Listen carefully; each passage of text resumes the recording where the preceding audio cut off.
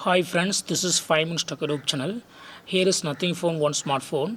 In this video, we will learn how you can stop notifications for particular app in your phone, Nothing Phone One. You can control notification for some particular app only. For that, first go to the settings and click on notifications and click on app settings. Here you can select apps which are to be controlled. Most recently used apps are showing here.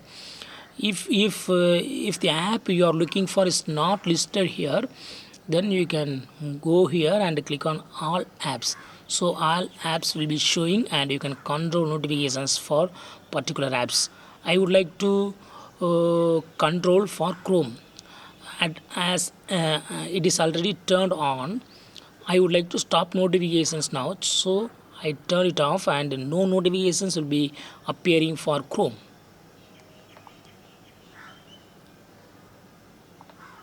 And you can select any other apps too. Here I select Gmail and then I select viral app and YouTube.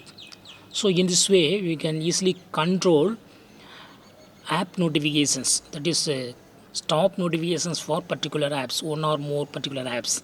That's all friends, thanks for watching, bye.